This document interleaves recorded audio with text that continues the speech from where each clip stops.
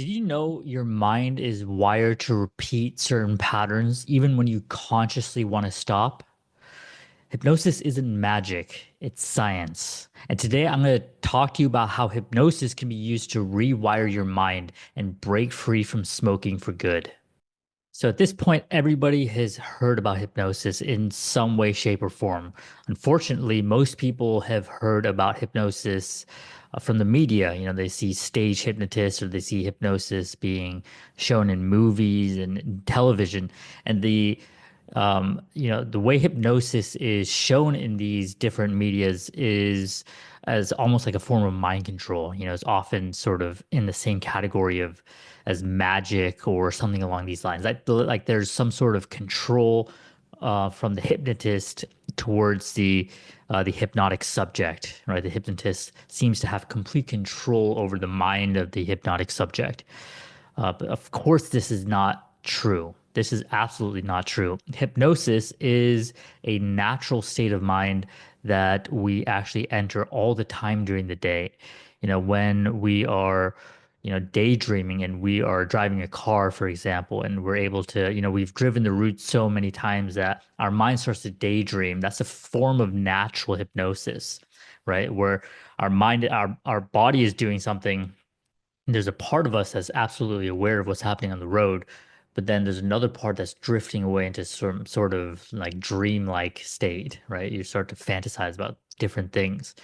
Or that's a sort of internal focus of attention, right? And another external sort of trance would be when you're hyper focused on a movie, right? A movie is so gripping that you are completely absorbed by the movie. This is another form of trance, right? One is more of an internal focus of attention, the daydreaming state, and the other one's more of an external focus of attention. But these are all natural trance states, natural hypnotic states that we enter all the time. The hypnotist is simply using that and sort of harnessing that attention in order to use it for therapeutic effects if they're a hypnotherapist. So this is, the attention aspect is very important when you are talking about hypnosis, right? It's a focus of attention, either inside or outside. And it's using this form of attention to start to change unconscious patterns, which is why it's so useful in therapy.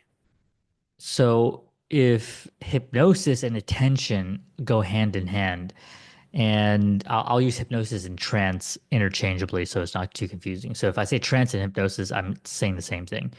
So if attention and hypnosis are very much connected, you have to understand that problems are also a form of trance, right? It's not like all trances are good, right? Or it's not like these natural trances are always used for good things.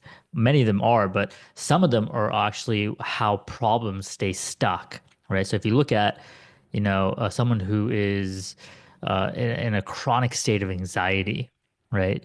They are very much focused on these negative imaginations that they're creating in their mind. They're constantly worrying about something that might happen, and so they start painting these vivid pictures in their mind, these vivid movies, and they become hyper absorbed in that movie to the point where their body is reacting as if it's actually happening, even though it's completely fictional imagination.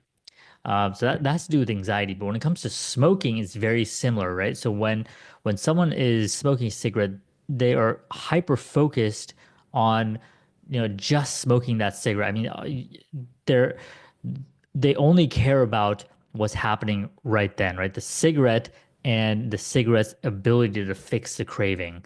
They are locked into the present moment. They don't You could tell them all day that that cigarette is, terrible and it's gonna lead to diseases, and you can tell them that logically, but because they only care about what's happening right at that moment, the future consequences mean nothing or very, very little to them. So they could be smoking a cigarette and they can convince themselves that that cigarette is the only thing that matters.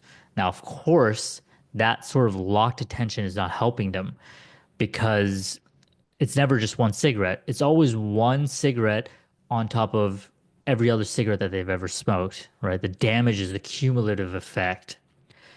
So it's very important to see how trance states play a role even in smoking. So with hypnosis, we can start to change these patterns, right? We can get the person to see the bigger picture of their problem. For example, somebody who is smoking, you can start to get them to step away from that trance that they're in, where the cigarette's the only thing that matters, and they can start to see the wider lens of their problem behavior, right? They can start to see how smoking is impacting their life as a whole, right? And if they keep up the behavior, there's a long-term consequence that they can start to experience in a hypnotic state, right? It's not just a logical state. It's not just a logical sort of information where I give them a pamphlet with all the dangers of smoking, and all they have to do is read it, and then they understand. If that's how smokers can quit smoking, then there would be far less people struggling to quit smoking if it was just an informational thing. Everybody knows the dangers of smoking. And it's about using hypnosis to help them experience what would happen long term if they continue. They need to understand experientially, right? What the problem of smoking will do if they continue, right? This is how the pattern can start to be disrupted at the unconscious level specifically, right? It's not a conscious thing. Again, it's an unconscious thing. So smoking is a pattern that is formed at the unconscious level, which is why hypnosis is such a powerful tool at helping smokers quit. It's because it's a tool that is working fundamentally at the unconscious level. So if you found this video to be helpful and hopefully this sheds some light on the nature of hypnosis, go ahead and hit subscribe because I'll be releasing content every single day relating to quitting smoking, and I'll see you next time.